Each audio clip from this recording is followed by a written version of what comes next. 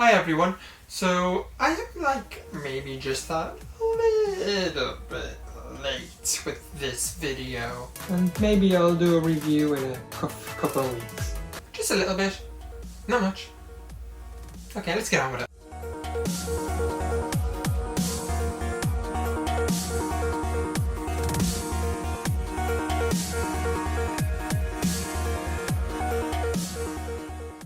As we all know, Apple is not the one to put a lot of function in their designs. They will prioritize form over function.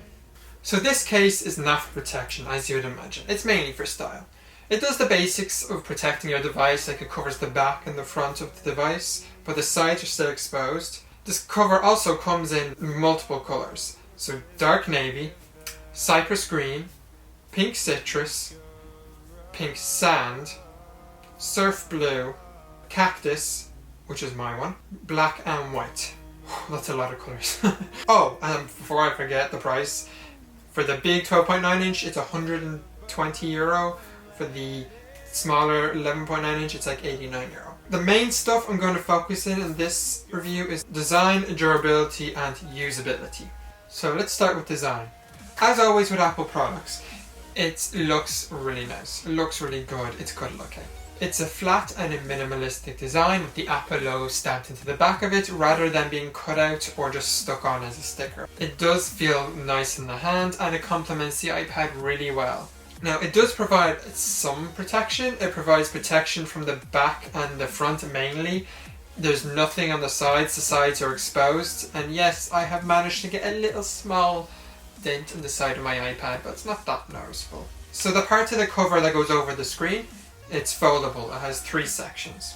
And this cover is foldable into 2 positions for the iPad. One is to use it like a stand, like the way I'm using it now, or another is to flip it the other way around and use it like as a typing stand. It puts in a position that's good for typing with the on-screen keyboard. Now, you ask, how does this thing attach to the iPad? Well, it uses magnets. The iPad is lined with a couple 100 magnets, and the same magnets are in the cover.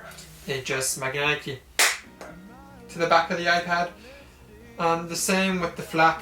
When you close it over, it closes and stays shut with those same magnets. So that is design over and done with. Now let's move on to durability. How does this cover fare over a long period of time? So I got this cover about 5-ish months ago, and well, the minty coloured one is the one I got, or sorry, not mint, it's not called mint, it's called cactus, but to me it looks closer to mint, or like a turquoisey greeny colour. So how will this cover fare over a long period of time? So I've had this cover for about, let's see, 5 months, and yes, you will notice dirt on it. It will be noticeable. There was this period of time where the back of the cover would get black marks around the edges of it for whatever reason, and I rubbed it off with my finger. It is rub offable, but it gets black somehow. That might just be my specific use case. You do not want this to be around food or drinks or grease or anything like that. It will latch onto it. It sticks to it like crazy. Anything will stain it. You want to keep it away from that stuff. Mainly drinks, food, anything greasy. It will stain it and it will stay stained. You will not get it out. Now my specific one, it looks quite grubby. On the inside where it's lined on the flat part for the screen, that lined part of the cover is supposed to clean the screen and protect the screen. There's some kind of a black stain on it that I have no clue where it came from. No clue. So that's just there. It's just there, and I have to deal with that, but yeah, that just appeared out of nowhere. After all that, there is a bit of fraying on it. Right on the edge of the cover, the edges, it's starting to fray, it's starting to get a bit wonky, loose, malleable. That's after about 5 months of daily usage. And on the inside is where you'll see most of the wear and tear. Because on the inside, on my specific one anyway, there is a load of fraying and peeling, mainly around the hinge. Now maybe that's normal, especially for something, maybe for silicone that's normal, I don't know. But it cost me €120 and 5 months into using it and it's already fraying and peeling. I don't know. That was with daily use. And I was using it daily up until I got my M1 MacBook Pro. So that was like a couple of weeks ago. So it seems to be happening on the inside only and around this hinge part specifically. So you won't really notice it unless you're really looking for it. But it's there.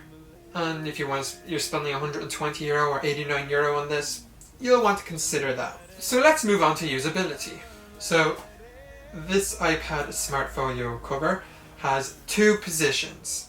A standing upright position, which again you can see right here, and a typing position where it is basically the opposite way around and you can just type on it like a regular keyboard using the on-screen keyboard. I have used the stand position the most on this iPad because I consume a lot of media. Netflix, YouTube, music, a lot of social media platforms, like especially Discord. So I have used the stand position a lot. I barely use the typing one because even when it's standing I still just type on it. It's perfectly fine that I won't fall over unless you like give it a good... See, it still didn't even fall over. You have to give it a good poke to get it to fall over. But on an uneven surface it will fall over easily, like on your knees or in bed or something like that. It will just fall. You can't tap it or move around if you're in bed or have it on your knees, it will fall. That's mainly due to the small surface area that's covered by the folded part of the back of the cover. But for basically sitting there and watching YouTube videos and Netflix and going on Twitter or Facebook or Discord, it's fine. It will stand, it will stay once it's on a flat surface. If you are planning on getting a mouse and keyboard because the Magic Keyboard is way too expensive for you, then this is a good cover to get. It's nice and, like I already said, it's nice and sturdy in the stand position, and you can just keep it standing there with the keyboard and mouse and just use it. There is just one gripe I have with this stand position on this, and that is that you cannot adjust the positioning of the screen. It's fine for sitting down at a table and watching content. That's about it. Otherwise, when you're in bed, you have it on your lap or standing at a desk and doing stuff. That's where the cover falls down a little bit. You can't put it on multiple angles, which means those things I just mentioned are a little bit difficult to use while using this iPad and that cover. Yes, I'm aware the Magic Keyboard does that, but the Magic Keyboard is also 3 times the price.